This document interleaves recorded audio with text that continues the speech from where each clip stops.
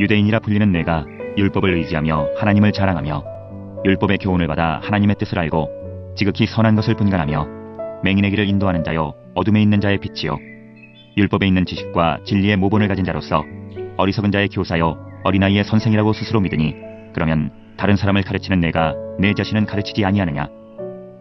도둑질하지 말라 선포하는 내가 도둑질하느냐? 간음하지 말라 말하는 내가 간음하느냐? 우상을 가증히 여기는 내가 신전 물건을 도둑질하느냐? 율법을 자랑하는 내가 율법을 범함으로 하나님을 욕되게 하느냐? 기록된 바와 같이 하나님의 이름이 너희 때문에 이방인 중에서 모독을 받는도다.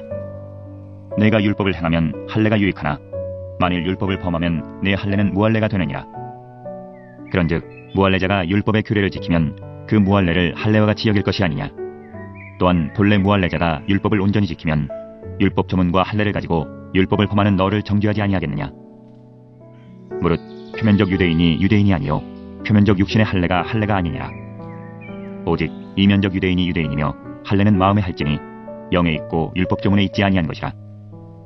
할렐루야. 5월 30일 화요일 로마서 2장 17절로 29절입니다. 율법을 받은 유대인에게도 하나님의 진노가 임할 수 있습니다. 율법의 소유 여부가 아니라 율법의 순종 여부에 따라 하나님이 심판하실 것이기 때문입니다. 17절 보시면 유대인이라 불리는 내가 라고 말씀을 시작합니다. 그러면서 하나님을 자랑하고 하나님의 뜻을 알고 분간하고 맹인의 길을 인도하고 어둠에 있는 자에 비치고 율법에 있는 지식과 진리의 모본을 가진 자로서 어리석은 자의 교사요 어린아이의 선생이라 좋은 말처럼 들립니다. 그런데 스스로 믿으니 유대인이라고 불리는 내가 스스로 믿는다라고 말하고 있습니다. 믿어지는 믿음이 아니라 믿고자 하는 믿음이 된 것이죠. 유대인이라는 것 자체 율법을 지키고 하나님을 자랑하고 알고 믿고 따라가는 자라고 스스로 그렇게 믿는다라는 거예요.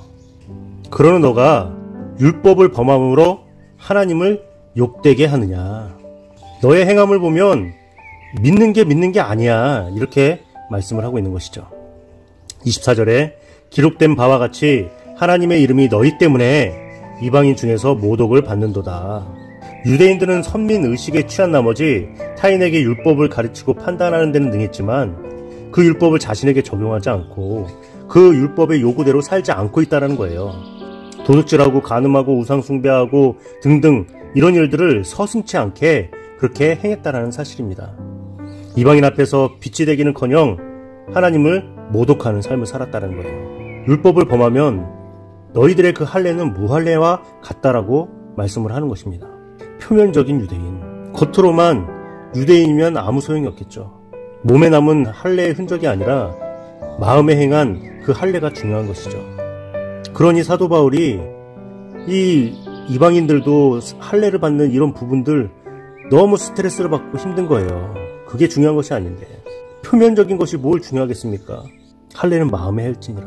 할례 자체가 중요한 것이 아니라 하나님의 말씀을 따라 순종하는 삶을 살아가는 것, 그것이 중요한 것이겠죠. 저와 여러분이 오늘 하루를 살아갈 때 어떤 모습으로 살아가야 되겠습니까?